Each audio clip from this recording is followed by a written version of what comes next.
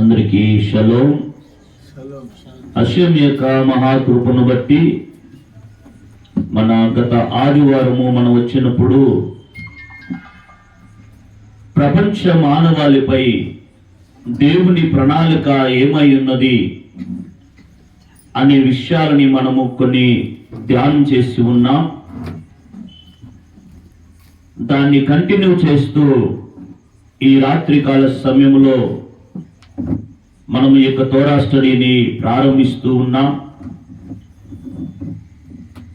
ఈ తోరా స్టడీ ప్రేమ్ కుమార్ గారి యొక్క కుటుంబం, వారి యొక్క బిడ్డలు, వారి భార్య ఆధ్యాత్మికంగా స్థిరపరచబడి బలపరచబడి నీతియుక్తమైన మంచి జీవితము జీవిస్తూ వారు ఈ ప్రపంచములో ఆధ్యాత్మికంగా వెలుగుతూ తన చుట్టూ ఉన్నటువంటి ప్రజలను దేవుని మార్గాలలో, వెలుగైనటువంటి మార్గాల్లో నడిపించినట్లుగా కావలసినటువంటి జ్ఞానమును, తెలివిని వారికి అనుగ్రహించబడిన నిమిత్తము ఈ ప్రాంత ప్రజలు సత్యాన్ని తెలుసుకొని ఆధ్యాత్మికంగా ముందుకు నడిపించబడలాగున కోరుకుంటూ ఈ తోరా స్టడీని ప్రారంభిస్తూ ఉన్నా.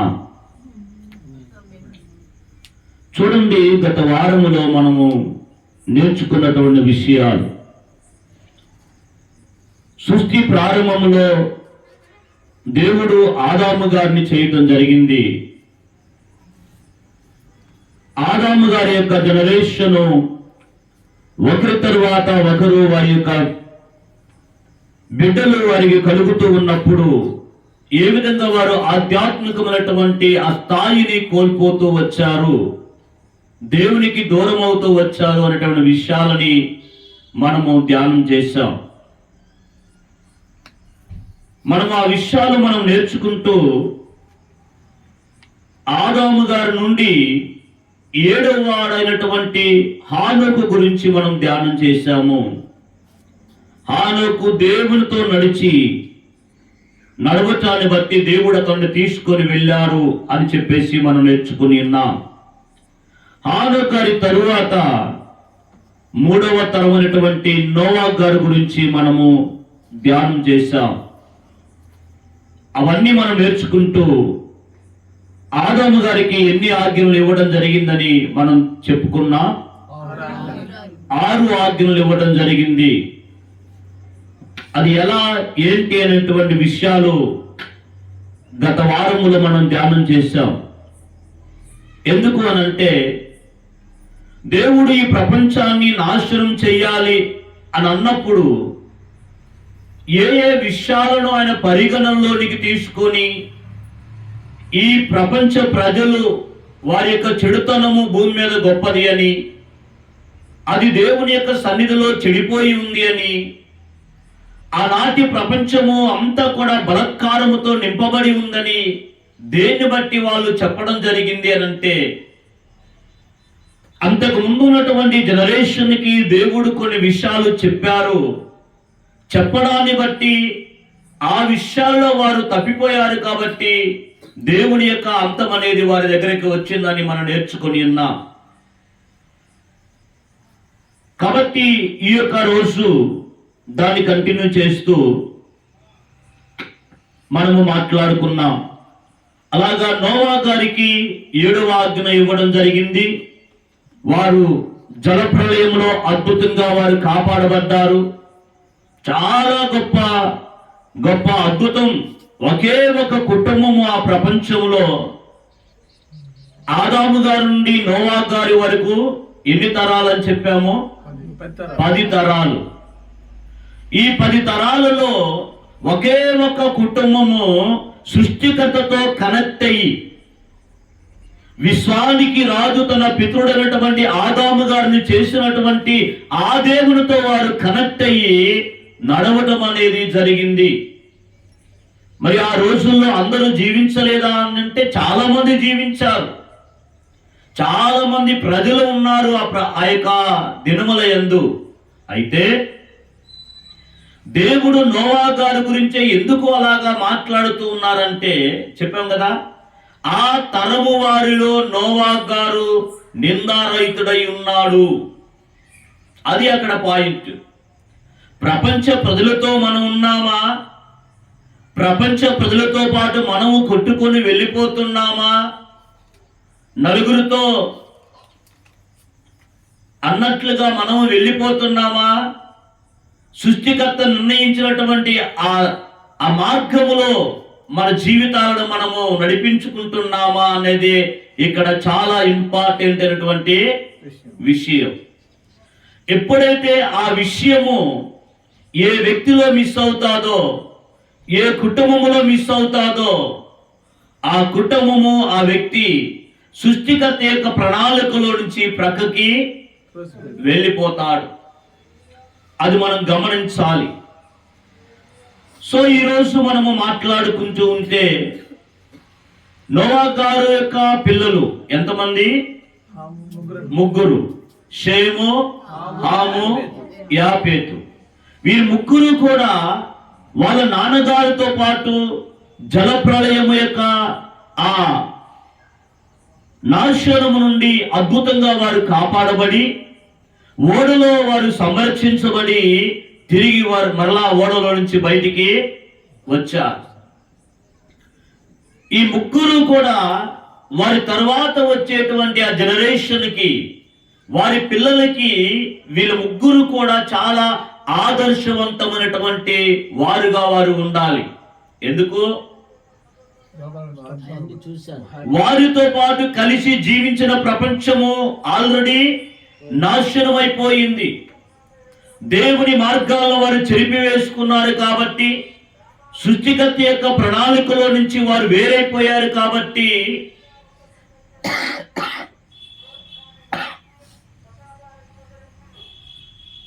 వారు జలప్రళయములో నాశనమైపోయారు. వాళ్ళ నాన్నగారి యొక్క నీతియుక్తమైన జీవితాన్ని బట్టి వారు కూడా సంరక్షించబడి కాపాడబడ్డారు. వీళ్ళ ముగ్గురు కుమారులు ఎలాంటి ఆదర్శవంతమైనటువంటి బిడ్డలుగా ఈ ప్రపంచంలో జీవించాలి అని అంటే, జలప్రళయము రాకముందు జీవించినటువంటి ఆ జీవితం వారికి తెలుసు.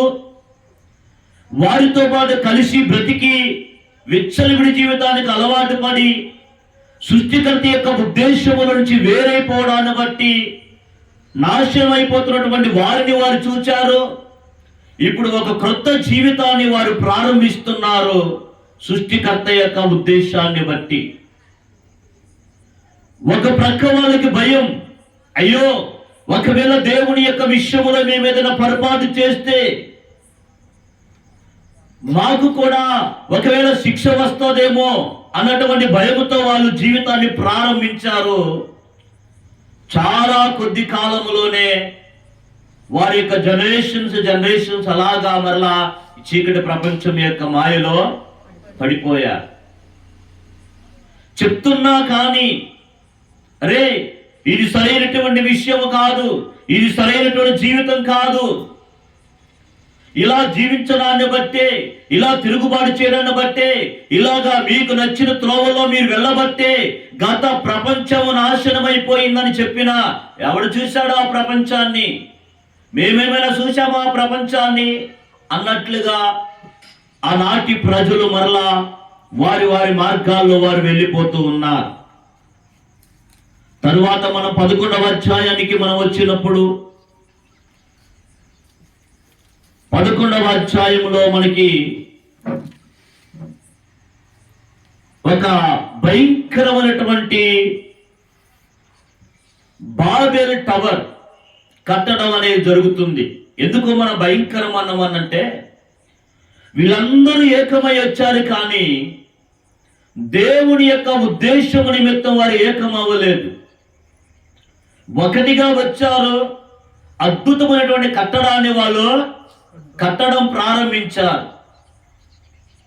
వాళ్ళందరూ ఎందుకు జతకట్టబడ్డారు, ఒకటయ్యారు అనంటే, వాళ్ళు చెప్పుకుంటున్న మాట ఏమిటి అనంటే 11వ అధ్యాయము 4వ వచనం. మరియు వారు ఎందంతటా చెదిరిపోకుండా ఒక పట్టణమును ఆకాశమంటూ శిఖరము గల ఒక గోపురమును కట్టుకొని పేరు సంపాదించుకుందాము రండి అని మాట్లాడుతూ ఉన్నారు. ఏం కావాలంట వారికి? పేరు కావాలి. ఎవరి పేరు తలుచుకొని బ్రతకాలో వారికి అర్థం అవ్వట్లేదు. ఎవరి పేరును వారి జీవితాల్లో పైకెత్తాలో వారికి అర్థం కావటం లేదు. ఏ నామము నిమిత్తము ఈ భూ ప్రపంచంలో మానవుడు బ్రతకాలో అర్థం అవ్వలేదు. వారి యొక్క ఆలోచన ఏమిటంటే మనము పేరు సంపాదించుకుందాము, మనకొక ఘనత సంపాదించుకుందాము అన్నటువంటి ఆలోచన. చాలా మంది ప్రజల్లో ఇలాంటి ఉద్దేశాలే ఉంటాయి. నేను నాంతటవాడు అనేటువంటి ఆ తత్వం, దాన్నే బైబిల్ యొక్క భాషలో చెప్పాలంటే గర్వం అని మాట్లాడతారు. నేను అంటే ఎదుటి వారి యొక్క స్టేటస్ కానీ, ఎదుటి వారి యొక్క పరపతి కానీ, ఎదుటి వారి యొక్క స్థాయి కానీ, అదంతా కూడా నాకు అనవసరం. నాకు నేనే గొప్పవాడుగా ఉండాలి, ప్రతి ఒక్కరూ నాకు తక్కువ గారుగా ఉండాలన్న ఉద్దేశముతో ఉండేటువంటి వారు. ఇక్కడ వీళ్ళందరూ కూడా ఏ కారణము చేత వాళ్ళ యొక్క పితృడైనటువంటి నోవాహు గారు, వారి యొక్క షేము, హాము, యాఫెతు అనేవారు జలప్రలయం తప్పించబడ్డారు. వారికి అర్థము కాక మర్చిపోయి వాళ్ళ కోసం వారు ఇక్కడ బ్రతకాలనుకుంటున్నారు. అందుకనే దేవుడు వారి ఆలోచన అక్కడ తారుమారు చేయడం జరిగింది. గమనిస్తే అక్కడ అందరికీ భాష ఒక్కటే, అందరూ ఒకే భాష మాట్లాడుతున్నారు. అలాంటి ప్రజలు ఒకటే భాష, ఒకటే మాట, ఒకటే కట్టుబాట్లు ఉన్నటువంటి ఆ ప్రజలు వారు తీసుకున్నటువంటి ఆలోచనను బట్టి దేవుడు వారిని అక్కడ వారి భాషలను తారుమారు చేయటము జరిగింది. సో ఇప్పుడు మన యొక్క సబ్జెక్ట్ అది కాదు కాబట్టి ప్రజలందరూ ఒక్కటే, వారికి భాష ఒక్కటే. ప్రారంభంలో ఉన్నటువంటి భాష ఏమిటంటే హీబ్రూ భాష. ఆదాము గారు మొదలుకొని వారి యొక్క జనరేషన్ అందరూ కూడా హీబ్రూ భాషలోనే వారు మాట్లాడుతూ వచ్చారు. దేవుడు కూడా వారితో కమ్యూనికేట్ చేస్తూ వచ్చినటువంటి ఆ భాష ఏదైతే ఉందో అది హీబ్రూ భాష.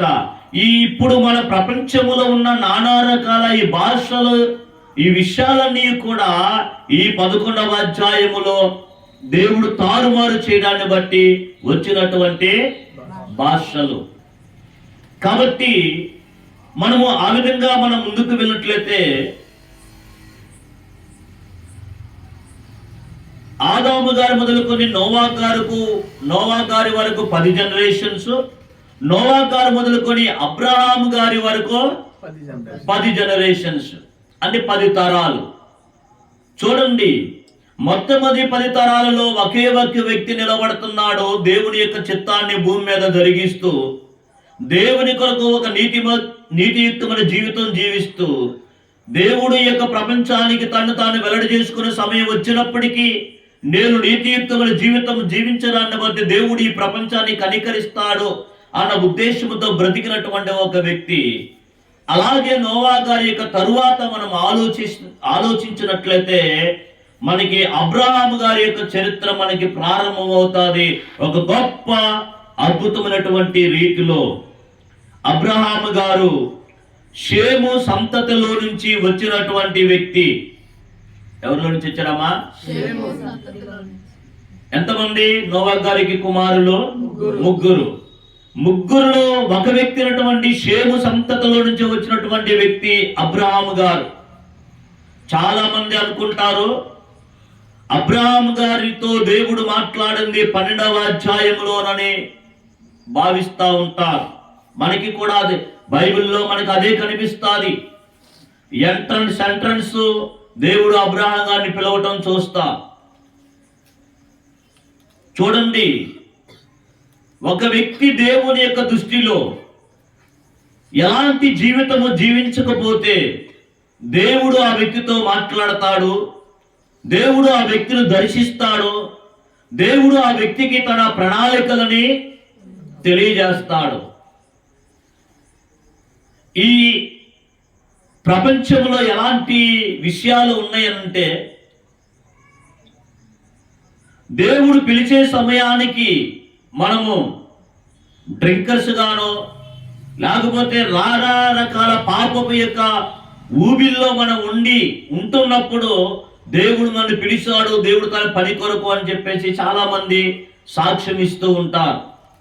కానీ సర్వోన్నతుడైనటువంటి సృష్టికర్త యొక్క ఉద్దేశాలను ప్రారంభం నుండి కనుక మనం గమనించినట్లయితే, ఆయన ఎలాంటి వ్యక్తులతో ఆయన మాట్లాడతాడు, ఎలాంటి వ్యక్తులతో ఆయన కమ్యూనికేట్ చేస్తాడు, ఎలాంటి వ్యక్తులకి తన ఉద్దేశాన్ని తెలియజేస్తాడు అనేటువంటి విషయాలను మనం చూస్తే, గత వారంలో మనం చెప్పుకున్నాం, నోవా గారితో దేవుడు మాట్లాడటం జరిగింది.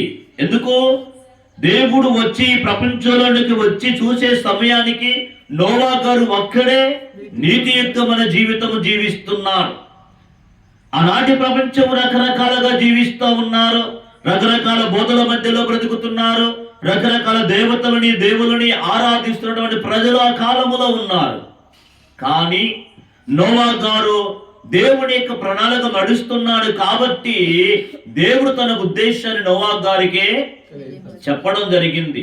అలాగనే మరి ఈ యొక్క తెరాహు కుమారుడైనటువంటి అబ్రహాము గారితో కూడా దేవుడు మాట్లాడడానికి గల కారణం ఏమిటి అని అంటే, దీనికి పెద్దల యొక్క వివరణ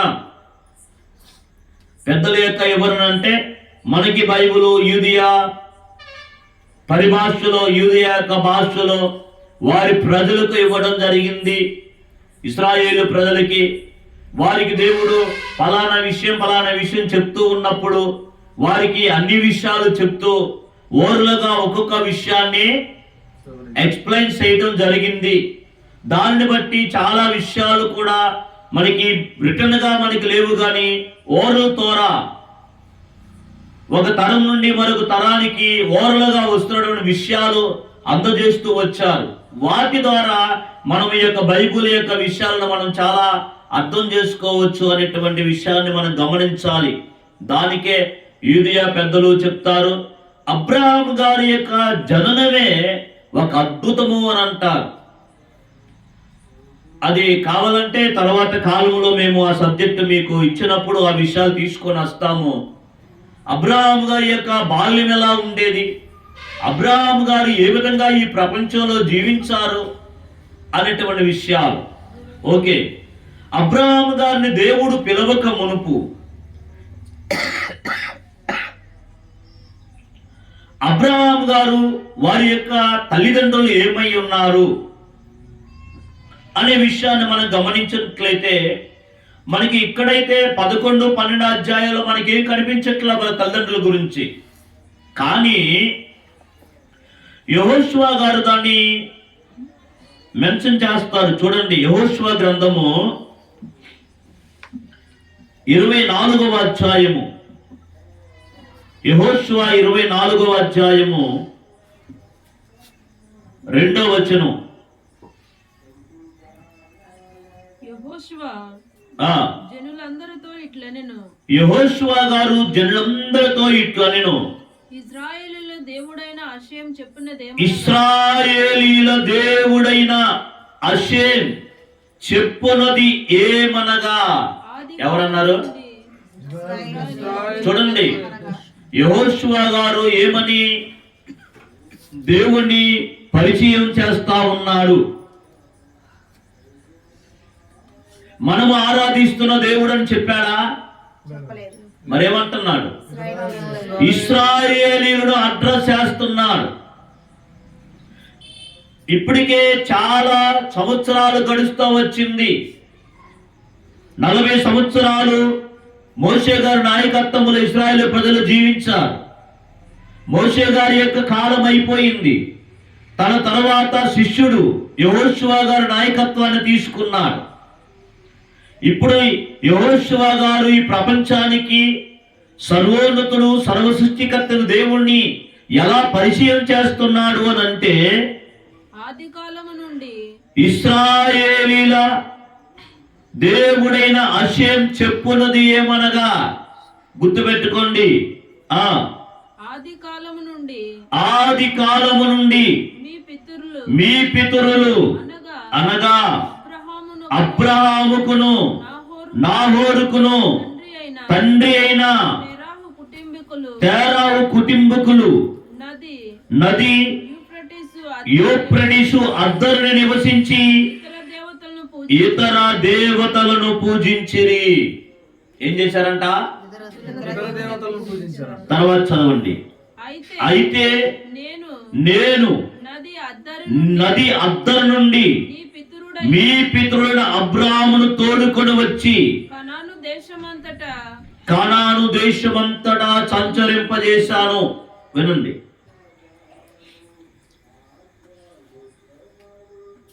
యెహోషువ గారు వివరిస్తూ వారి ముందున్నటువంటి ఇశ్రాయేలు ప్రజలకి ఎలాంటి విషయాలు చెప్పాలనుకున్నాడనంటే, అసలు మీ పితరుడైనటువంటి అబ్రహాము గారు ఎవరు, వారు ఏ విధమైన జీవితాన్ని జీవించేవారు, అలాంటి వారిలో నుంచి ఇప్పుడు మీ పితరుడైన అబ్రహాము గారిని దేవుడు పిలుచుకొని వచ్చాడు అని పరిచయం చేస్తున్నాడు. వారు ఎవరు అని అంటే, వారు మీ పితరుడు అబ్రహాము గారి యొక్క తండ్రి గారు తేరాహు గారు, వారి యొక్క ప్రజలు ఇతర దేవతలను పూజించారు అని అంటున్నారు. అంటే ఇతర దేవతలను పూజించారు అని అంటే సృష్టికర్త యొక్క ప్రణాళికలో నుంచి వేరైపోయారా? ఒకటై ఉన్నారా? వేరైపోయారు. ఏ కారణము చేత జల ప్రళయం తప్పించబడ్డారో కూడా అవగాహన లేకపోవడాన్ని బట్టి వారు తొలగిపోయారు, ఇతర దేవతలను ఆరాధిస్తున్నారు. అబ్రహాం గారి యొక్క తండ్రి గారు కూడా నిమ్రోద్ దగ్గర పనిచేస్తూ వాళ్ళ నాన్నగారు విగ్రహాలని చేసుకొని, బొమ్మలు చేసుకొని, అమ్ముకొని, వ్యాపారం చేసుకొని జీవించేటువంటి వ్యక్తి అబ్రహాం గారి యొక్క తండ్రి గారు. వాళ్ళ చరిత్ర చెప్తా ఉన్నారు. అలాగా అబ్రహాము గారు వాళ్ళ నాన్నగారు అలాంటి ఇతర దేవతలను పూజిస్తున్నటువంటి ఆ కుటుంబములో పుట్టి, అదే కుటుంబములో పెరిగి, వారి తండ్రి ఆరాధించే దేవతలు దేవుళ్ళు కాదు అని, వారు తండ్రి అనుసరించేటువంటి విధానాలు సరైనవి కాదు అని, అది సృష్టికర్త యొక్క ప్రణాళిక కాదు అని వాళ్ళ నాన్నగారికి వ్యతిరేకంగా నిలువబడి సృష్టికర్త యొక్క ఉద్దేశాన్ని భూమి మీదకు తీసుకొని రావాలన్న ఆ అవగాహనతో తన బాల్య దినము నుండి పెరిగినటువంటి ఒక అద్భుతమైనటువంటి ఆధ్యాత్మికమైనటువంటి ప్రపంచానికి వారసుడు ఎవరు? అబ్రహాము గారు. అబ్రహాము గారు రాకముందు వాళ్ళ నాన్నగారు చెప్తున్నా కదా, షేము సంతతిలో వచ్చినటువంటి వారు కూడా ఇతర దేవతల మీద ఆధారపడి బ్రతుకుతున్నారు అని అంటే, నిజదేవుని గురించినటువంటి వాస్తవాలు ప్రపంచానికి ఎవరు అందిస్తారు? ఏదో ఒక తరము దేవుని కొరకు నిలబడకపోతే దేవుడి యొక్క ఉనికి ప్రపంచంలో ఎలా పైకొస్తుంది? చూడండి, ప్రేమ్ కుమార్ గారికి 3 కుమార్తెలు, అవునా? పెద్ద కుమార్తె పుట్టింది, నెక్స్ట్ 2వ సంతానం కోసం వేసి ఉన్నాడు. ఎందుకు వేసి ఉన్నా? వారసుడు పుడతాడు అని. ఆ తర్వాత మరలా అమ్మాయే పుట్టింది. అరే ఏంటి సంగతి, ఇప్పటికే 2 అయినాయి ఆలోచన. అయినా వారసుడు కావాలి అన్న ఉద్దేశం. మరలా ఉన్నాడు. మరలా ఏం జరిగింది? మళ్ళీ అమ్మాయే పుట్టింది. ఒక ప్రక్కన ఇలాగైతే కుదరదు, వేరే ఫ్యామిలీ ప్లానింగ్ చేసుకోవాలన్న ఆలోచనతో వచ్చి ఉండవచ్చు. అయినా ఎదురు చూద్దాం, దేవుని యొక్క ప్రణాళిక ఏమైందో నా జీవితంలో అని ఎదురు చూసినప్పుడు అద్భుతంగా ఆశీర్వాదం ఈ ప్రపంచానికి వచ్చాడు. నా పాయింట్ ఏంటంటే వాళ్ళ పిల్లల గురించి మాట్లాడాలని కాదు, కానీ ఏదో ఒక తరములో ఎవరో ఒకరు నిలవబడి సృష్టికర్త యొక్క ఉనికిని ప్రపంచానికి చాటి చెప్పకపోతే దేవుడు ఫలానా అన్నటువంటి విషయం ఈ ప్రపంచంలో కనుమరుగైపోతుంది కదా. ఒకవేళ ప్రేమ్ కుమార్ తన కుమారుడే కాకుండా ఆశీర్వాదం ఈ ప్రపంచంలో రాకముందు గనక అతడు ప్లానింగ్ లో ఉన్నట్లయితే, ఒకవేళ వాళ్ళ ఆడపిల్లలకి పిల్లలు పుట్టిన వాళ్ళు ఆ పిల్లలు ఎవరి వారసత్వాన్ని ప్రపంచంలో ఉంచేవారు? వేరే వాళ్ళు కదా. మా నాన్నగారిని వీళ్ళు చెప్పుకున్న ఆ నాన్నగారి యొక్క ఆనవాళ్ళు ఉండవు.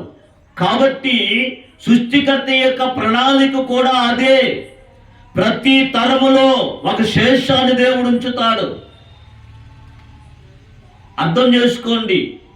ఎందుకు ప్రతి కుటుంబం ఒక మగ పిల్లవాడు కావాలని కోరుకుంటాది అని అంటే, తన ఉనికి ఈ ప్రపంచంలో నిలిచి ఉండడానికి కారణము వాడే కాబట్టి. అదే విధంగా దేవుని యొక్క ప్రణాళిక కూడా జరుగుతూ వస్తా ఉంటది. ఎవరో ఒక నిలబడి ఇది కాదు అనేటువంటి వాళ్ళు ప్రతి తరములో నిలబడుతూనే ఉంటారు. ఈ అబ్రహాం గారు చిన్న వయసులో నుండే చాలా జ్ఞానము, అన్వేషణ, మా నాన్నగారు చేసేటువంటి ఏంటి ఈ వ్యాపారం అని ఆలోచించి అవగాహన చేసుకుంటూ తాను అన్ని విషయాలు పరీక్షించుకుంటూ తన తల్లి తండ్రి చేసేటువంటి ఈ విధమైనటువంటి భక్తి, ఇది నిజమైనటువంటి భక్తి కాదు, ఇది సృష్టికర్త యొక్క ఆలోచన నుంచి వచ్చింది కాదు అనే సంగతి అతడు ఎరిగి అతడు ఒక ప్రత్యేకముగా జీవించడం ప్రారంభించాడని చెప్తారు. అలాంటి ఒక మంచి జీవితాన్ని జీవిస్తున్నటువంటి అబ్రహాము గారిని దేవుడు పిలుస్తూ ఉన్నాడు. ఏమని చూడండి, ఈ 12వ వచనం, 12వ అధ్యాయము 1వ వచనం, ఆదికాండం. అషే, నీవు లేచి నీ దేశము నుండి, నీ బంధువుల యొద్ద నుండి, నీ తండ్రి ఇంట నుండి బయలుదేరి నేను నీకు చూపించు దేశమునకు వెళ్ళుము. చూడండి, ఇక్కడ గత వారములో మనం ఏమని ధ్యానించాం? ఏమా, నాశనమైపోతున్న ప్రపంచంలో నుండి నోవా గారిని వేరు చేశాడు అని చెప్పాం. దుష్టుల యొక్క నాశనంలో నీతిమంతుడు పాలి భాగస్తులు కాలేదు. నీతిమంతుడు నోవా గారు తన కుటుంబంతో సురక్షితంగా కాపాడబడ్డాడు. ఆ తరువాత వచ్చినటువంటి యొక్క 3 కుమారులు కూడా వారి యొక్క జీవిత ప్రయాణాలన్నీ కూడా వారి ఇష్టానుసారంగా జీవిస్తూ ఉన్నప్పుడు అబ్రహాము గారు దేవుడు ఉన్నాడు, మా నాన్న ఆరాధించే దేవత కానీ దేవుడు అనుకున్న కానీ ఇవి దేవుళ్ళు కాదు, దేవతలు కాదు అన్నటువంటి ఆలోచనతో అతడు జీవిస్తూ సృష్టికర్త యొక్క విషయాలు అతడు షేము గారి దగ్గర నేర్చుకుంటూ పెరిగాడు. కాబట్టి ఇది కాదు, ఇది కాదు, ఇది కాదు అని వాళ్ళ నాన్నగారితో అందరితో విభేదించి నిలబడేటువంటి వ్యక్తి. అలాంటి వ్యక్తిని ఇక్కడ దేవుడు తన కుటుంబములో నుంచి, తాను జన్మించినటువంటి ఆ జన్మస్థలము నుండి, వారి బంధువుల నుండి అబ్రహామును దేవుడు వేరు చేస్తున్నాడు. ఎందుకు? దేవుని ప్రణాళికను ఈ ప్రపంచములో కొనసాగించేటువంటి వారు దేవునికి కావాలి. అందుకనే ప్రపంచములో నుండి దేవుని చిత్తానికి అనుకూలంగా జీవించాలన్న ఆశతో పరితపిస్తున్నటువంటి వారిని దేవుడు పైకి తీసుకొని వస్తాడు. మన అంశం ఏమిటంటే ప్రపంచ మానవాళిపై దేవుని యొక్క ప్రణాళిక ఏమిటి అన్న విషయమును బట్టి ఏ విధంగా ఒక్కొక్క తరములో ఒక్కొక్క వ్యక్తిని దేవుడు సపరేట్ చేసుకుంటా వస్తూ ఉన్నాడు.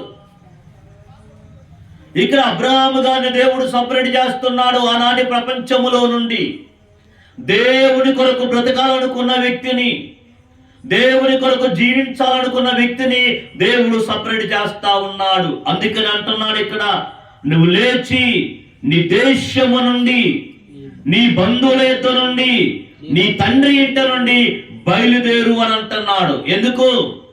నీ దేశములో నీవు ఉంటే, నీ దేశం యొక్క సాంప్రదాయాలు ఏమిటో, నీ దేశం యొక్క పరిస్థితులు ఏమిటో వాటికి నువ్వు లోనై జీవించాల్సి వస్తుంది. నీ తండ్రి ఇంటి దగ్గర ఉంటే, నీ తండ్రి ఎలాంటి విగ్రహాలు పెట్టుకొని ఆరాధిస్తున్నాడో, ఇతర దేవతలను దేవుళ్ళుగా భావిస్తున్నాడో, అలాంటి విశ్వాసాలలో నీవు కూడా కూరుకొని పోవాల్సి వస్తుంది. కాబట్టి నేను పిలుస్తున్నాను, నువ్వు సపరేట్గా రా.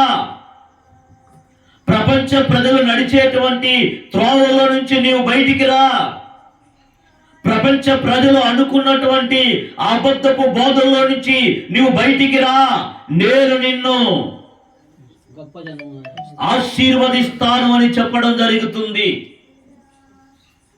బాగా గమనించండి. ఇక్కడ దేవుడు అబ్రహాము గారిలో దేన్ని చూచి దేవుడు పిలిచాడు అని అంటే ఇక్కడ మనకి క్లారిటీగా లేదు. కానీ దేన్ని చూచి దేవుడు నోవాహు గారిని జలప్రలయం తప్పించాడు, అలాంటి గొప్ప విశ్వాసముతో దేవుడు పిలవక ముందే దేవుడు ఉన్నాడని, దేవుడే గొప్పవాడని, ఆయనే విశ్వమంతటికి యజమాని అని గుర్తించినటువంటి వాడు అబ్రహాము గారు. చూడండి 2వ వచనం, నిన్ను గొప్ప జనంగా చేసి నువ్వు రా, నువ్వు బయలుదేరి రా, నేను నీకు చూపించి దేశములకు వెళ్ళమని చెప్పిన తర్వాత ఏమంటున్నాడు?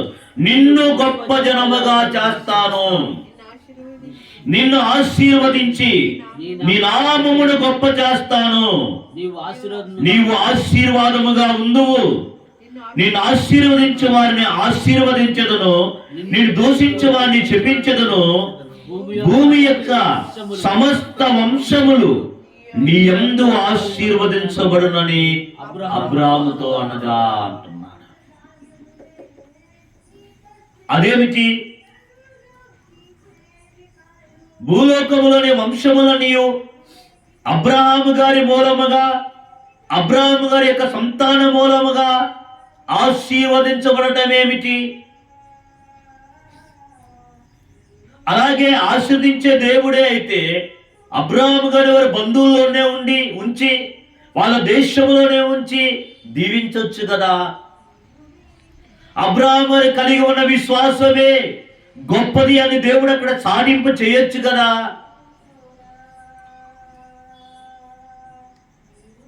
ఏమండి? ఎందుకు దేవుడు సపరేట్ చేస్తున్నాడు? సపరేట్ చేసి నిన్ను దీవిస్తాను, నిన్ను ఆశీర్వదిస్తాను, నీ నామమును గొప్ప చేస్తాను, నీ మూలముగా భూలోకముల వంశములన్నీ ఆశీర్వదిస్తానని చెప్తాడేమిటి? అది ఇక్కడ మనం ఆలోచించాల్సినటువంటి పాయింట్. బాగా అర్థం చేసుకోండి. ఎందుకు అనంటే అబ్రహాము గారు దేవునితో నడిస్తే ప్రపంచ ప్రజలు ఏమనుకుంటారు? ఇప్పుడు ఉదాహరణకి ప్రపంచంలో చాలా విశ్వాసాలు ఉన్నాయి కదా. నేను పలానా చోటుకి వెళ్ళాను, నాకు స్వస్థత కలిగింది కాబట్టి పలానా ఆయన దేవుడు. నేను పలానా సంఘానికి వెళ్ళాను, నాకు స్వస్థత వచ్చింది కాబట్టి పలానా సంఘం మంచిది, పలానా దేవుడు మంచిది, పలానా దేవత మంచిది, ఇట్లా చెప్పుకున్నారు కదా. ఇప్పుడు అబ్రహాము గారు గనక వాళ్ళ తండ్రి గారితో పాటు ఉంటే, దేవుడే గనక అబ్రహాము గారిని ఆశీర్వదిస్తే ప్రపంచ ప్రజలు ఏమనుకుంటారు? వాళ్ళ తండ్రి గారు ఆరాధిస్తున్న దేవతలు, దేవుళ్ళు ఈయన్ని ఆశీర్వదించాయి, వాళ్ళ నాన్నగారు ఎంత గొప్ప భాగ్యవంతుడు. దేవతలని, మట్టి బొమ్మలని దేవతలుగా చేసి ప్రజలకి అమ్మి అందరికి దేవుడిని పరిచయం చేయడాన్ని బట్టి అబ్రహాం గారు దేవుడు దీవించాడని అక్కడ వారి దేవతల పేరున అబ్రహాం గారిని చెప్తారే తప్ప అబ్రహాం గారు కలిగి ఉన్న విశ్వాసమును కానీ అబ్రహాం గారు వెంబడించేటువంటి ఆ ఉన్నతమైన దేవుని యొక్క సంకల్పము కానీ అక్కడ పైకి రాదు. అందుకనే ఆనాటి ప్రపంచములో నుండి దేవుడు అబ్రహాం గారిని వేరు చేసి దేవుడు అబ్రహాం గారితో ఉన్నాడు అని ఈ ప్రపంచానికి చాటి చెప్పాలనుకున్నాడో అలాగే పిలిచాడో అలాగే అబ్రహాం గారిని దేవుడు గొప్పవాడుగా చేశాడు. ఫిలిస్తీన్ల దేశానికి అబ్రహాం గారు వెళ్ళినప్పుడు ఆ ప్రాంత ప్రజలు ఏమన్నారంటే,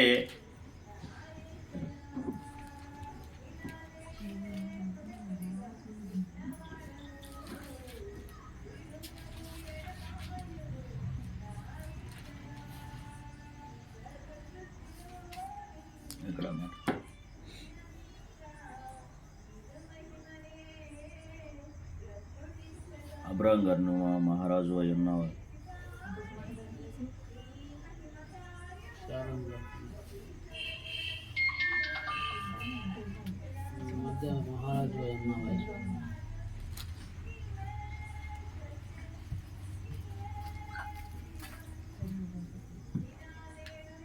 ఆ ప్రాంత ప్రజలు అబ్రహాము గారిని చూసి చెప్పిన మాట ఏమిటనంటే, నీవు మా మధ్యన మహారాజు అయి ఉన్నావు అని అన్నారు.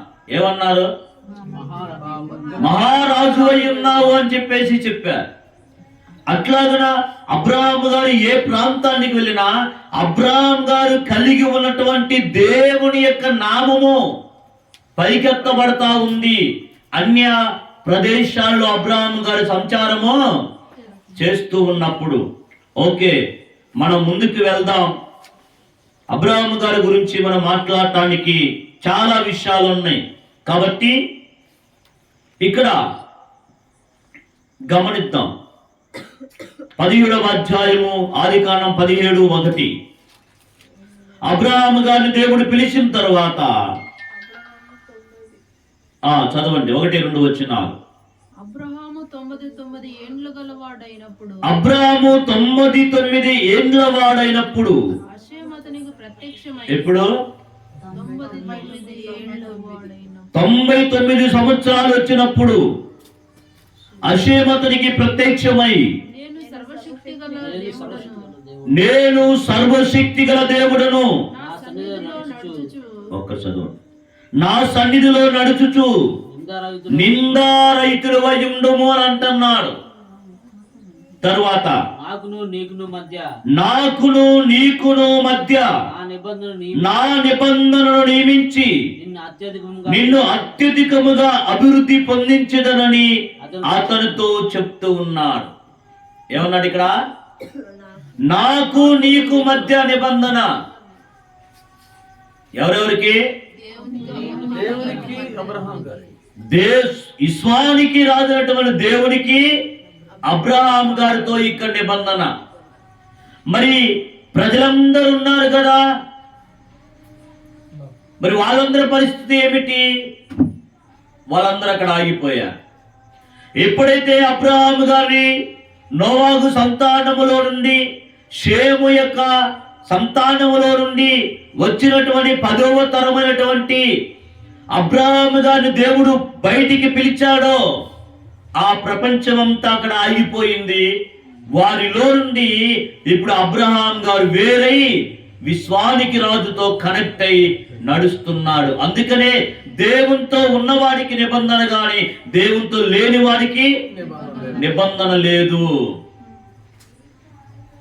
ఆ విషయాన్ని ఇక్కడ మనం క్లారిటీగా మనము చూడాలి. 14వ వచనం ఏంటి అనే నిబంధన విషయాలు.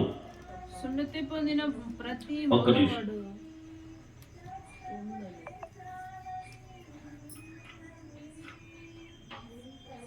7వ వచనం చదవండి. నేను నీకు తరువాత నీ సంతానమును నేను నీకును నీ తరువాత నీ సంతానముకును దేవుడై ఉండునట్లు. ఎవరెవరికి? నేను అనగా అషే మాట్లాడుతున్నాడు. నీకును నీ తరువాత నీ సంతానమునకును దేవుడునై ఉండునట్లు అని అంటున్నాడు ఇక్కడ. చూడండి దేవుని యొక్క ప్రణాళిక ఎలా వెళ్తుందో. ఎవరెవరికి దేవుడు ఉంటానంటున్నాడు? అబ్రాహాము గారితో అబ్రాహాము గారి యొక్క సంతానముకు దేవుడై ఉండునట్లు నాకును నీకును నీ తరువాత వారి తరములలో నీ సంతతికి నీ మధ్య నా నిబంధనను స్థిరపరిచెదను అని అంటున్నాడు. గమనించండి, అబ్రాహాము గారి సంతానానికి దేవుడు దేవుడై ఉండాలని దేవుడు మాట్లాడుతున్నాడు. మరి అబ్రాహాము గారి సంతానానికే దేవుడు దేవుడై ఉంటే మరి అబ్రాహాము గారి కంటే ముందున్నటువంటి ఆ యొక్క జనరేషన్ యొక్క పరిస్థితి ఏమిటి? ఆ ప్రజల యొక్క పరిస్థితి ఏమిటి?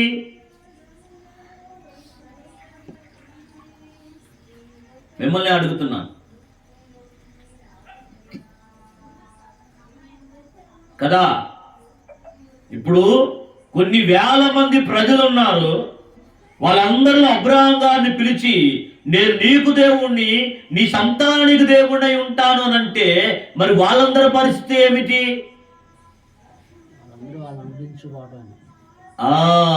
ఎందుకు అనంటే నీవు నా మాట విన్నావు కాబట్టి, నన్ను వెంబడించావు కాబట్టి, నన్ను కనుగొన్నావు కాబట్టి నేను కూడా నీకు అదే విధంగా నీకు కనబరుచుకుంటున్నాను. ఆల్రెడీ ఆనాటి ప్రపంచము వారి వారి విధానములో నువ్వేనయ్యా మాకు నువ్వేనయ్యా మాకు నువ్వేనయ్యా మాకు నిర్ణయించుకున్నారు కదా. నిర్ణయించుకున్న వాళ్ళ దగ్గరికి వెళ్ళి నువ్వు నిర్ణయించుకుంది సరైనది కాదయ్యా, ఇదిగో నేను దేవుడని దేవుడు వాళ్ళ దగ్గరికి వెళ్ళి పరిచయం చేసుకుంటే వాళ్ళు ఇదే స్థితిలో ఉన్నారా? లేరు. అందుకని అంటున్నాడు ఇక్కడ, ప్రపంచ మానవాళ్ళలో నుండి అబ్రాహాం గారిని బయటికి పిలిచి ఇప్పుడు ప్రపంచానికి అబ్రాహాం గారి యొక్క దేవుడై ఉండాలని ప్రపంచానికి తెలియజేయాలని దేవుడు ప్రణాళిక ముందుకు వెళ్తా ఉంది. తరువాత 9వ వచనం, మరియు దేవుడును నీవును, ఒక్క నిమిషం, మరియు దేవుడు నీవును నీవు మాత్రమే గాక నీ తరువాత వారి తరములలో నీ సంతతియు నా నిబంధనను గైకొనవలెను. ఏంటి ఆ నిబంధన? నాకును నీకును, 10వ వచనం, నాకును నీకును నీ తరువాత నీ సంతతికి నీ మధ్య మీరు గైకొనవలసిన నా నిబంధన ఏదనగా మీలో ప్రతి మగవాడును సున్నతి పొందవలెను. ఏం చేయాలంట? మీలో ప్రతి మగవాడు సున్నతి పొందాలని దేవుడు అబ్రాహాము గారికి ఒక కొత్త ఆజ్ఞ అనేది ఇవ్వడం జరుగుతుంది. ఇది ఎవరికి సంబంధించింది? అబ్రాహాము గారికి, అబ్రాహాము గారి యొక్క సంతానానికి సంబంధించింది. ప్రపంచము మానవాళికి సంబంధించింది కాదు ఈ ఆజ్ఞ. నీకు నాకు మధ్య నిబంధన, నీకు నీ తర్వాత నీ సంతానానికి నాకు మధ్య నిబంధన. వాళ్ళందరూ కూడా ఏం చేయాలి? వారి గోప్యాంగ చర్మమున సున్నతి వారు పొందాలి. అది నా యొక్క నిబంధన. ఇక్కడ ఒకసారి ఆగుదాం. సో ఇప్పుడు దేవుడు తన ఉద్దేశాన్ని ఎవరు చెప్తున్నాడు? అబ్రాహాము గారికి చెప్తున్నాడు. ఇప్పుడు దేవుడు అందరికీ దేవుడా? ఇక్కడ అబ్రాహాము గారితో నిబంధన చేస్తున్నట్లు అబ్రాహాము గారికే దేవుడా? అందరికీ దేవుడే, కానీ నిబంధన వాళ్ళతో చేశారు. నిబంధన ప్రజల వాళ్ళు. ఏమండి మాట్లాడినా? సర్వ మానవాళికి ఒక్కడే దేవుడు. రకరకాల వాళ్ళు లేరు. కాకపోతే దేవుని మాట విని ఆ మాటకు లోబడి ఈ భౌతిక ప్రపంచములో ఎవరు ఎలా వెళ్ళిపోతున్నా, నేను నా దేవుని కొరకు నిలబడతాన్న వ్యక్తితో నిబంధన ఇక్కడ. అర్థమైందా?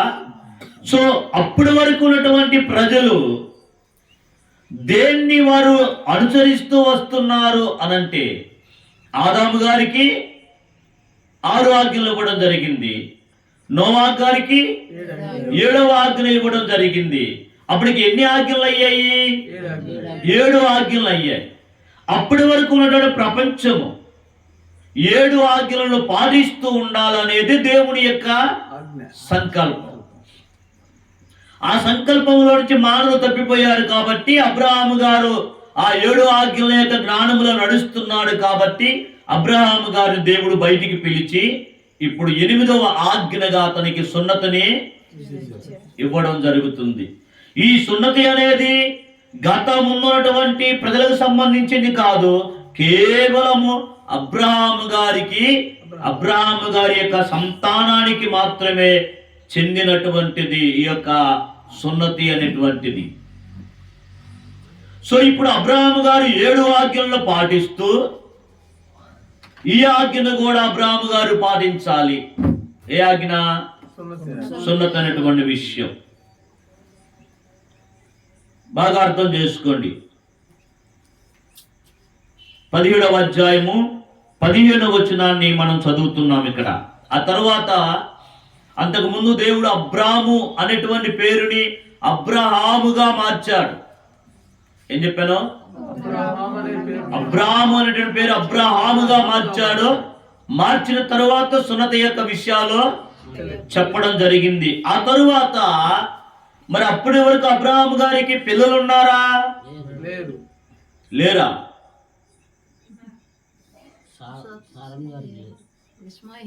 అబ్రహాము గారికి పిల్లలు ఉన్నారు కానీ అబ్రహాముకి శారమ్మ గారికి ఇద్దరికి ఆ భార్య భర్తలకు పిల్లలు లేరు. అంతకు ముందు అనుకోకుండా ఒక సందర్భం ఎదురైనప్పుడు ఆగరు అన్నటువంటి ఒక ఐగుప్తుడైన దాసి అబ్రహాము గారి యొక్క జీవితంలో ఎంటర్ అవడాన్ని బట్టి ఇస్మాయేలు పుట్టాడు. అర్థం చేసుకోండి. అప్పటికి అబ్రహాము గారికి ఒక కుమారుడు ఉన్నాడు, ఆగరికి పుట్టినటువంటి సంతానం. అతను ఎవరు? ఇస్మాయేల్. ఇప్పుడు ఇస్మాయేలు కూడా సున్నతి పొందాలి. ఎందుకు? దేవుని యొక్క ఆజ్ఞ కాబట్టి. అప్పటికి అబ్రహాము గారితో అతడు కూడా ఉన్నాడు కాబట్టి. తరువాత మనం అంటే ఒక్కొక్క విషయాలు మనం వేరు చేసుకుంటా వస్తాడు దేవుడు. ఆ విషయాలన్నీ మన జ్ఞానముతో ఆలోచిద్దాం. ఇక్కడ ఆదికాండం 17వ అధ్యాయము 15వ వచనం మనం చదువుతాం. మరియు దేవుడు నీ భార్య అయిన సారాయి పేరు సారాయి అనవద్దు, ఏలయనగా ఆమె పేరు శారా. ఎందుకు దేవుడు ఇలా పేర్లు మారుస్తున్నాడంటే దానికి ఒక అర్థాలు ఉన్నాయి.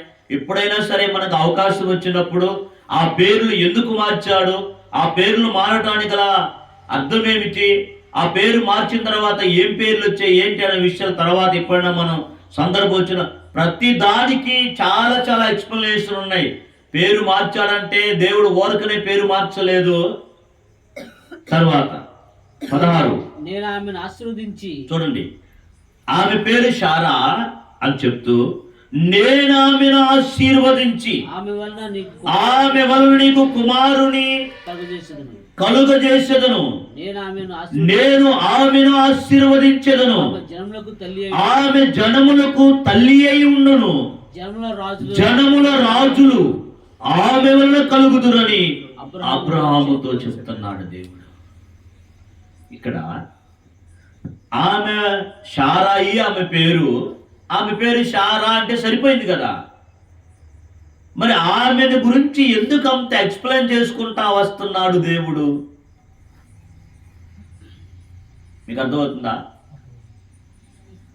ఆల్రెడీ అబ్రహాము గారి యొక్క మైండ్ లో ఇస్మాయిల్ ఉన్నారు. దేనికి? కుమారుడిగా. అందుకని దేవుడు అబ్రహాము గారిని శారమ్మ గారిని ఇద్దరిని దేవుడు బయటికి తీసుకుని వచ్చేప్పుడు అప్పుడు వాళ్ళిద్దరు కదా దేవుడు వాగ్దానం చేశాడు, నీకు నేను సంతానాన్ని ఇస్తాను, భూమి మీద విస్తరింపజేస్తాను, ఇసుకరేణి వలె చేస్తాను, ఆకాశ నక్షత్రాల వలె చేస్తానని చెప్పారు కదా. మరి ఇక్కడ తారుమారైపోయింది కదా, హాగరం వల్ల సంతానం వచ్చింది కదా. ఇవన్నీ ఆలోచనలు ప్రపంచ మానవ అప్పటి కాలంలో ఉన్న వారిలో కూడా ఉన్నాయి. ఎట్రా ఇల్లు దేవుడు దేవుడు అనుకుంటా దేశాన్ని విడిచిపెట్టారు. మధ్యలో ఇంకొక సందర్భం వచ్చింది, ఆగర్తో ఉన్నాడు, ఆడిగో కుమారుడు పుట్టాడంట. మరి శారమ పరిస్థితి ఏమిటి అని అనుకున్నటువంటి పరిస్థితులు ఉన్నాయి ఆ రోజుల్లో కూడా. అందుకనే దేవుడు ఆ విషయాలని క్షుణ్ణంగా పరిశీలనంగా పిలిచిన దేవుడు గొప్పవాడు గనక, పిలిచిన దేవుడు ఆయన మాట తప్పేవాడు కాదు కాబట్టి ఆయన ఎప్పుడు కూడా ఒకేలాగా ఉండేవాడు కాబట్టి ఆయన తిరిగి మరలా విషయాలను ప్రస్తావిస్తున్నాడు. నేను ఆమెను ఆశీర్వదిస్తాను, ఆమె వలన నీకు కుమారుని కలుగజేస్తాను, నేను ఆమెను ఆశీర్వదిస్తాను, ఆమె జనములకు తల్లి అయ్యుండును అని ఇవన్నీ చెప్పుకుంటా వస్తా ఉన్నాడు. 18వ వచనములో అబ్రహాం గారి యొక్క బాధ చూడండి. అబ్రహాం అంటున్నాడు, ఇస్మాయేలుని సన్నిధి బ్రతుకను అనుగ్రహించుము. ఏమన్నాడు? దేవుడు అన్ని విషయాలు దేవుడు చెప్పుకుంటా వస్తే, ఆహా నా భార్య అయిన శారాయి గర్భవతి అవుతుంది, నా భార్య అయిన శారాయికి దేవుడు దర్శించబోతున్నాడు, ఆమెకు సంతానాన్ని ఇవ్వబోతున్నాడు అనే సంతోషాన్ని కలిగి ఉండాల్సింది పోయి, అయ్యా ఇస్మాయేలుని సన్నిధి బ్రతుక అనుగ్రహించు అని చెప్తున్నా. చూడండి తర్వాత 19వ వచనం. దేవుడు అంటున్నాడు, నీ భార్య అయిన శారాయి నిశ్చయముగా నీకు కుమారుని కరును. చూడండి, అబ్రహాం గారు అడిగిన ప్రశ్నకి దేవుడు ఆన్సర్ చేశాడా? విను సరిగా. ఏమంటున్నాడు? ఇస్మాయేలు నీ సన్నిధి బ్రతుగా ఆజ్ఞాపించయ్యాను అంటున్నాడు. కానీ దేవుడు మరలా ఏం మాట్లాడుతున్నాడు? నీ భార్య అయిన శారా నిశ్చయముగా నీకు కుమారుని కంటాది, నీవు అతనికి ఇస్సాకు అని పేరు పెట్టెదవు, అతని తరువాత అతని సంతానము కొరకు నిత్య నిబంధనగా నా నిబంధనను అతనితో స్థిరపరుస్తాను. అది దేవుని యొక్క సంకల్పము, దేవుని యొక్క ప్రణాళిక. శారమ్మకి పుట్టినటువంటి కుమారుని ద్వారా దేవుని యొక్క నిబంధన వెళ్తాదని దేవుడు చెప్తున్నాడు. అబ్రహాం గారికి ఆగరికి పుట్టిన సంతానము ద్వారా కాదు నిబంధన అనేది ముందుకు వెళ్ళేది. ఇస్మాయేలు అబ్రహాం గారికి కుమారుడే, కానీ నిబంధనకి అర్హుడు కాదు. నిబంధనకి దేవునికి అతనికి సంబంధము లేదు. అందుకనే ఆ విషయములో అబ్రహాం గారికి కూడా క్లారిటీ ఉండాలి. ఇస్మాయేలు పరిస్థితి ఏమిటి, దేవుడు ఇస్తానన్న నా కుమారుడు ఇస్సాకు యొక్క పరిస్థితి ఏమిటి, నా తరువాత నా జీవితాన్ని, నా విశ్వాసాన్ని, నా తండ్రిని, ఈ నిబంధనను ఎవరు ముందుకు తీసుకొని వెళ్తారు అనే దాని మీద అబ్రహాం గారికి దేవుడు క్లారిటీ ఇస్తున్నాడు. అందుకనే నిశ్చయముగా నీ భార్య అయిన శారా నీకు ఒక కుమారుని కంటాది అని అంటున్నాడు. ఇప్పుడు దేవుని ఉద్దేశం ఇస్మాయేలు పట్ల కాదు, దేవుని యొక్క ఉద్దేశము భవిష్యత్ అంతా కూడా ఇస్సాకుతో ఉంది. అక్కడికి వెళ్తుంది దేవుని యొక్క నిబంధన. ఆ తరువాత మనం చూస్తే 23వ వచనానికి వచ్చినప్పుడు, అప్పుడు అబ్రహాము తన కుమారుడు ఇస్మాయేలును, తన ఇంట పుట్టిన వారందరినీ, తన వెండితో కొనబడిన వారందరినీ, అబ్రహాము ఇంటి మనుషుల్లో ప్రతి వారిని పట్టుకొని దేవుడు తనతో చెప్పిన ప్రకారముగా ఆ దినమందే వారి వారి గోప్యాంగ చర్మమున సున్నతి చేశాను. దేవుడు మాట్లాడినటువంటి ఆ యొక్క విషయాలు అయిపోగానే అబ్రహాం గారి యాక్షన్ లో దిగుతున్నారు. ఒక దేవుని ప్రణాళికలో ఉన్న వ్యక్తి, దేవుడు చెప్పినప్పుడు అశ్రద్ధ చేయకూడదు. దేవుడు ఏ పని చెప్తున్నాడో ఆ పని పట్ల ఈ వ్యక్తి అశ్రద్ధ చేయకూడదు. వెంటనే అబ్రహాము గారు ఆ కార్యక్రమం చేస్తా ఉన్నాడు.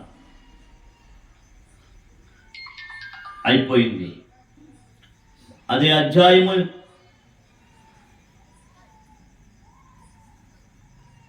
21వ వచనములో కూడా చూడండి మళ్ళీ. అయితే వచ్చు సంవత్సరము ఈ కాలముందు శారా నీకు కనబోవు ఇస్సాకుతో నా నిబంధన స్థిరపరుస్తాను. అర్థమవుతుందా? ఇస్మాయిలు కూడా వచ్చి నేను కూడా సున్నత పొందాను కదా, నా తండ్రితో దేవుడు చెప్పినటువంటి సున్నతలో నాకు కూడా భాగం ఉంది కదా, నేను కూడా సున్నత విషయములో నా తండ్రి తర్వాత వారసునని ఒకవేళ అంటాడేమోనని దేవుడు ముందుగానే పదే పదే ఆ విషయాలు చెప్తున్నాడు. తర్వాత మనం 18వ అధ్యాయం మనం గమనించినప్పుడు 18వ అధ్యాయం 19వ వచనములో అబ్రహాము గారి గురించి దేవుడు ఎంత గొప్ప విశ్వాసాన్ని వెల్లడి చేస్తున్నాడో మనం చూస్తాం. చదవండి. ఎట్లనగా అబ్రహాము గురించి చెప్పినది అషేం అంటున్నాడు, అబ్రహామును గురించి చెప్పినది అతనికి కలుగజేయనట్లు తన తరువాత తన పిల్లలను తన ఇంటి వారును నీతి న్యాయములు జరిగించుచు అషేము యొక్క మార్గమును గైకొనుటకు అతడు వారికి ఆజ్ఞాపించినట్లు నేను అతను ఎరిగి ఉన్నాను అని అంటున్నాడు. చూడండి, దేవుని యొక్క ఉద్దేశం అబ్రహాము గారికి పుట్టినటువంటి తన సంతానానికి నీతి న్యాయముల గురించి, దేవుని యొక్క మార్గాల గురించి నేర్పిస్తాడని దేవుడు అబ్రహాము గారి యందు విశ్వాసం ఉంచాడు. ఏంటండి అసలు ఆ యొక్క ఒక మానవుని యందు దేవుడు అలాంటి గొప్ప విశ్వాసం ఉంచటమా?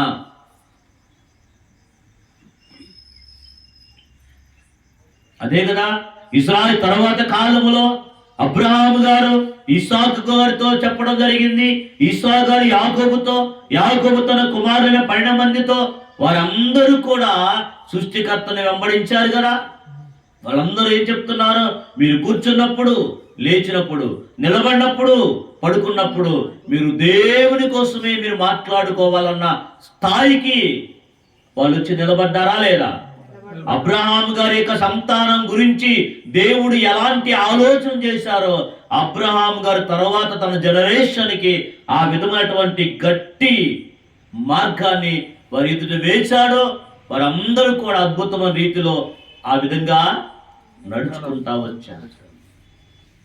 గమనించండి, అబ్రహాము గారికి ఎంతమంది కుమారులు? ఇప్పుడు ఇస్మాయిలు. తర్వాత 21వ అధ్యాయములో ఇస్సాకు గారు పుడతాడు. 21వ అధ్యాయంలో ఇస్సాకు గారు పుట్టినప్పుడు 12వ వచనాన్ని మనం చదువుదాం.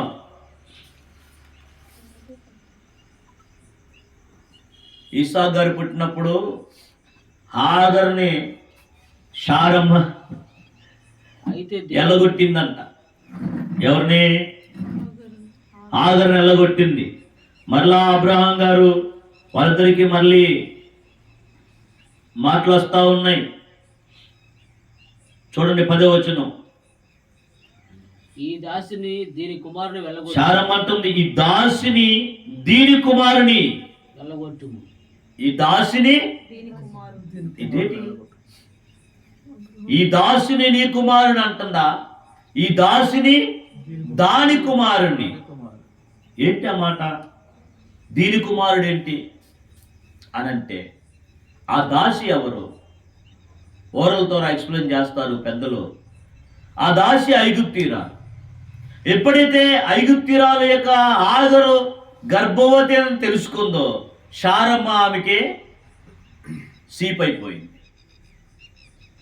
కుమారుడు పుట్టిన తర్వాత ఇంకా గర్వం పెరిగిపోయింది. ఎవరికి? హాగర్కి. ఇస్మాయిల్ పుట్టిన తర్వాత ఈ యొక్క హాగరు ఐగుప్తీరాలు కాబట్టి అన్ని దేవతలు పుట్టి పెరిగి పైకొచ్చింది కాబట్టి అదే రూట్లో ఈమె నడుస్తా ఉంది. అందుకని అంటుంది ఇక్కడ ఈ దాసిని దీని కుమారుని అని ఎందుకంటుందంటే, నువ్వు అనుకున్నట్లుగా ఇస్మాయేల్లో నీ లక్షణాలు కనిపించట్లేదు. ఏ విశ్వాసాన్ని అయితే నువ్వు వెంబడిస్తున్నావో, ఏ విశ్వాసంతో నువ్వు బయటికి వచ్చావో, ఆ దేవుని కొరకు బ్రతకాలన్న ఆశ, ఆలోచనలు దీని కుమారునిలో లేవు అన్న భావన దీని కుమారుని చెప్పినప్పుడు వస్తుంది అని చెప్పేసి చెప్తున్నారు పెద్దలు. ఆ తర్వాత అంటది, ఈ దాసి కుమారుడు నా కుమారుని ఇస్సాకుతో వారసుని ఉండడని అబ్రహాముతో అనెను. అతని కుమారుని బట్టి ఆ మాట అబ్రహాముకు మిక్కిలి దుఃఖము కలుగజేసింది. ఎవరికి? తర్వాత అయితే దేవుడు అంటున్నాడు, ఈ చిన్నవాడిని బట్టి నీ దాసిని బట్టి నువ్వు దుఃఖపడవద్దయ్యా. శారా నీతో చెప్పు ప్రతి విషయములో ఆమె మాట వినుము. చూడండి, దేవుని ప్రణాళికలో ఒకవేళ ఇస్మాయేల్ ఉంటే ఎందుకు దేవుడు అక్కడ శ్రద్ధ చూపించడు? దేవుని ప్రణాళికలో ఇస్మాయేల్ లేడు. దేవుని ఉద్దేశమునికి వేరుగా ఉన్నారు కాబట్టే అనుకోకుండా వాళ్ళు లోపలికి వచ్చారు, తిరిగి మరలా వాళ్ళు పక్కకి వెళ్ళిపోతూ ఉన్నారు. ఇక్కడ దేవుడు మాట్లాడు, ఇస్సాకు వలన అయినదియే నీ సంతానం అనబడును. ఎవరు? ఇస్సాకు వలన అయినదియే నీ సంతానం అనబడుతుంది. కానీ ఇస్మాయిల్ సంతానము నీ సంతానము కాదు, నిబంధనకు అది రాదు. కాబట్టి ఇప్పుడు అబ్రహాం గారికి ఎంతమంది పిల్లలు? ఇద్దరు కదా. కానీ నిబంధనకి దేవుని యొక్క మార్గములు ముందుకు తీసుకొని వెళ్ళడానికి ఇస్సాకుని దేవుడు ఏర్పాటు చేయడం జరిగింది. ఈ ఇస్సాకుని దేవుడు బలి అర్పణగా అడగటం కూడా జరిగింది. చూడండి, అన్ని విషయాలలో అబ్రహాం గారు దేవుడు ఏం చెప్తే అది చేసుకుంటా వచ్చాడు. నీ దేశాన్ని విడిచిపెట్టి రా అంటే వచ్చాడు కదా. ఇస్మాయేల్ని దాసిని వెళ్ళగొట్టమంటే వెళ్ళగొడుతున్నాడు. కుమారుని ఇచ్చాడు. ఇక్కడ కుమారుని నువ్వు అర్పణగా ఇయ్యి అంటే తిరిగి అర్పణగా తీసుకొని వెళ్తున్నాడు. అబ్రహాం గారి జీవితంలో అబ్రహాం గారి పిలుపుల గురించి ఎలా ఆలోచించాడో, ఏమా పిలిచినప్పుడు ఎలా బయటకు వచ్చాడో, ఆ తరువాత ఇస్మాయిల్ వెళ్ళగొట్టించేప్పుడు ఎలా వెళ్ళగొట్టాడో, తిరిగి ఇస్సాకుని బలి ఇప్పించేదానికి కూడా అతను ఏ మాత్రం కూడా వెనకడుగు. అన్ని విషయాలు కూడా అతడు దేవుడు చెప్పినట్లుగా చేసుకో. ఇది ఎందుకు అడిగారు? ఇది ఎందుకు చేసుకోవాలి? సున్నతి చేసుకోమన్నారు. ఏందయ్యా సున్నతి చేసుకోమంటావు అని దేవుని మరలా ప్రశ్న వేయలేదు. అబ్రహాము గారు దేవుని ఏ ప్రశ్న వేయకుండా చెప్పింది చేసుకుంటా వస్తున్నాడు కాబట్టే ఒకటి తర్వాత ఒకటి దేవుడు తన సంకల్పాలన్నీ వాళ్ళకి తెలియజెప్తూ వస్తూ ఉన్నాడు. అర్థమవుతుందా? అదే అబ్రహాము గారు దేవుడు చెప్పినట్లుగా ఒక్కొక్క మాట చేయకపోతే నెక్స్ట్ దేవుడు మాట్లాడటం జరగదు. గుర్తుపెట్టుకుని ప్రతి ఒక్కరూ కూడా ఇది నువ్వు చెయ్యని చెప్పినప్పుడు దాన్ని నువ్వు చేస్తున్నప్పుడు దేవుడు ఇంకొకటి నీకు నేర్పించడం జరుగుతుంది, ఇంకొకటి నీకు చెప్పడం కూడా జరుగుతుంది. అది అబ్రహాం గారిని బట్టి మనం ఇక్కడ నేర్చుకోవాల్సినటువంటి ప్రాముఖ్యమైనటువంటి విషయం. వాళ్ళ నాన్నగారు కొడుకును బలిగా తీసుకొని వెళ్ళిపోతే నాన్నగారు తగినటువంటి తనయుడు అన్నమాట. ఎవరు? ఇస్సాక్ గారు కూడా. ఇద్దరు కూడా వెళ్ళి, అది చాలా నా పాయింట్ అది కాదు, నేను దాన్ని మెన్షన్ చేయడానికి. చూడండి 22వ అధ్యాయము 16-18 వచనాలు మనం చదివితే, నీకు ఒక్కడే అయ్యున్న నీ కుమారుని ఇయ్య వెనుక తీయక ఈ కార్యము చేసినందున నేను నిన్ను ఆశీర్వదించి ఆకాశ నక్షత్రముల వలెను సముద్ర తీరమందుల విసుక వలెను నీ సంతానము నిశ్చయముగా విస్తరింపజేసేదను. నీ సంతతి చాలండి. చూడండి, అబ్రహాము గారు దేవుని మాట నమ్మాడు, దేవుని నమ్మాడు. అబ్రహాం గారికి నీతిగా ఎంచబడింది అంటారు. దేవుని నమ్మితే సరిపోయిందా? నీతిగా ఎంచబడతాడా? అబ్రహాం గారు దేవుణ్ణి నమ్మాడు అంటే అర్థం ఏంటి? సున్నతి చేసుకున్నాడు. ఇస్మాయిల్ వెళ్ళగొట్టా. నీ కుమారుని బలివ్వు, ఇస్తున్నా. ఈ యాక్షన్లన్నీ మనం చేస్తామా? మరి నీతో నాతో దేవుడు ఎలా మాట్లాడు?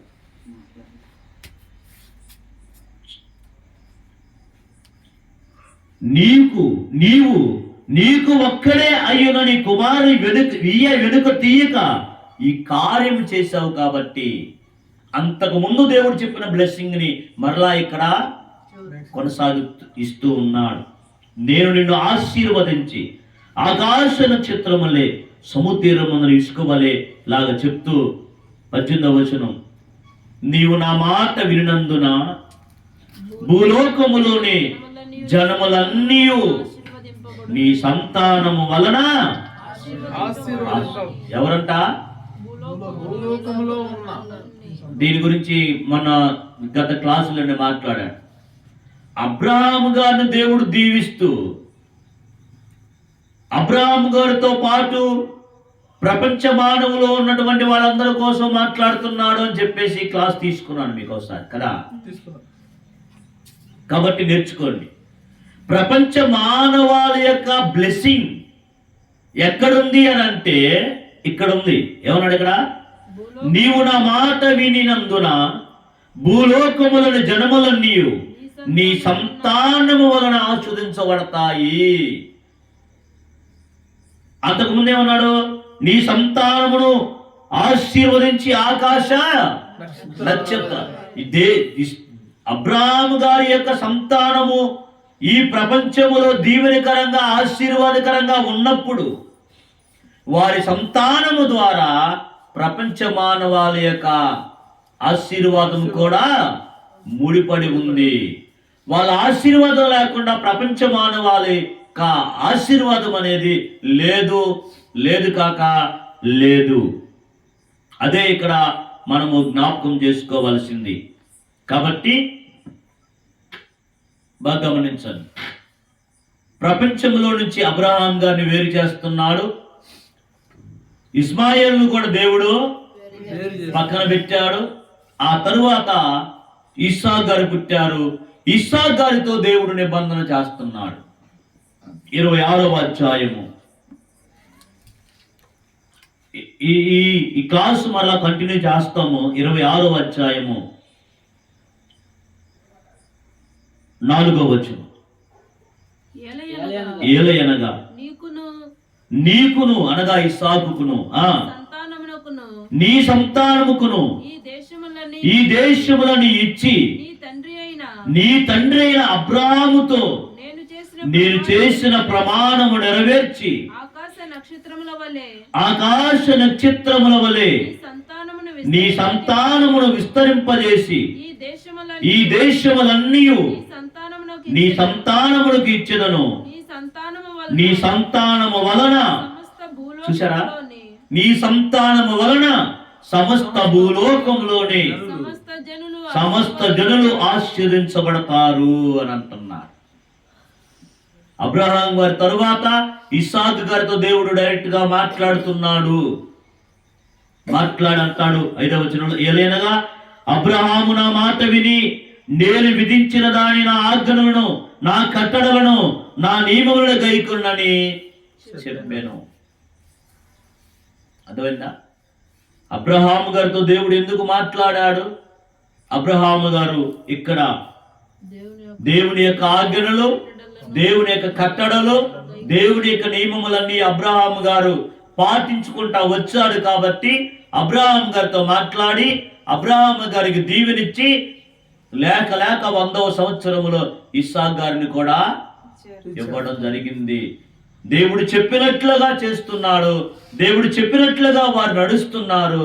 ఇప్పుడు ఇస్సాకు గారితో కూడా దేవుడు వాగ్దానం చేస్తున్నాడు. ఆ తరువాత ఇసాకు గారి యొక్క సంతానం ఎవరు? ఏశావు, యాకోబు. వారి స్టోరీ ఏంటి, వారి యొక్క పరిస్థితి ఏమిటి అనేటువంటి విషయం అసలు చిత్తమైతే వచ్చే వారం మరలా మనం చూస్తాం. ఇప్పుడు వరకు ఇక్కడ మనం గమనించండి, ప్రపంచ మానవాళ్ళందరికీ దేవుడు ఒక్కడే, అర్థం చేసుకోండి. అయితే ప్రపంచ మానవులందరూ కూడా ఆ విధానంలో లేరు కాబట్టి మొట్టమొదటిసారి జలప్రలయంలో ప్రజలనే నాశనం చేయాల్సి వచ్చింది. నేను తర్వాత ఈ ప్రజలను నాశనం చెయ్యను అంతా అని దేవుడు చెప్పారు కాబట్టి నోవా గారితో ఇప్పుడు ఆ ప్రజల్లో నుంచి అబ్రహాము గారిని దేవుడు పక్కకే పిలిచాడు. పిలవటమే కాదు, అబ్రహాము గారిని దేవుడు భూమి మీద నిలబెట్టి తన కొరకు అతని ఆశీర్వాదము ద్వారా, అతని దీవెన ద్వారా ప్రపంచ మానవాళ్ళందరికీ దీవెన రావాలన్నది దేవుని యొక్క ఆలోచన. అది ఎలా, అది ఏ విధంగా వస్తుంది, ఏమిటి అనేటువంటి విషయాలు మనం చూస్తాం. కాబట్టి అబ్రహాము గారికి దేవుడు మాట్లాడక ముందు, సున్నత నిబంధన జరగక ముందు ప్రపంచ మానవాళ్ళందరూ కూడా 7 ఆజ్ఞల యొక్క జ్ఞానములో వారు జీవించాలి. మిగతా ప్రపంచ మానవాళ్ళందరూ 7 ఆజ్ఞల జ్ఞానంతో జీవిస్తే ఇప్పుడు అబ్రహాము గారితో దేవుడు సపరేట్ అయిపోయాడు కదా. ఇక్కడ వాళ్ళ కుటుంబం, అబ్రహాం గారి యొక్క కుటుంబం, ఆ కుటుంబంతో దేవుడు ఏం మాట్లాడుతున్నాడు, ఆ కుటుంబానికి ఏం చెప్తున్నాడు, ఆ కుటుంబస్తులు ఏం చేయాలి అనేది వారు చేసుకుంటా వెళ్ళాలి. వారికి చెప్పింది ప్రపంచ మానవాళికి వర్తించదు. ఎవరు చెప్పింది? అబ్రహాం గారికి, తర్వాత ఇస్సాకు గారికి, ఇస్సాకు తర్వాత యాకోబు గారికి, యాకోబు తర్వాత ఇశ్రాయేలు ప్రజలకి దేవుడు ఏం చెప్పాడో ఆ విషయాలు ప్రపంచ మానవాళికి సంబంధం లేదు. ఎందుకంటే వాళ్ళు దేవునికి చాలా దగ్గరగా వెళ్ళారు కాబట్టి దేవుడు వారితో మాట్లాడటము జరుగుతుంది. అది వారికి పర్సనల్. ఎవరికి? ఇశ్రాయేలు ప్రజలకి అది పర్సనల్. ప్రపంచ మానవులందరూ కూడా 7 ఆజ్ఞల యొక్క జ్ఞానములో నడవాలి. ఈ విషయాలను నేర్చుకుంటూ సృష్టికర్త యొక్క ప్రణాళిక అబ్రహాం గారి సంతానంతో ఏమైందో, వారి కలిగి ఉన్నటువంటి దేవుణ్ణి మనం కూడా దేవునిగా చేసుకొని నడవటాన్ని బట్టి మన దీవెన అనేది ఆధారపడి ఉంది. ఆ విషయాలన్నీ కూడా తర్వాత మనం చూస్తాము. ఆశయం చిత్తం అయితే అందరికీ షలోం.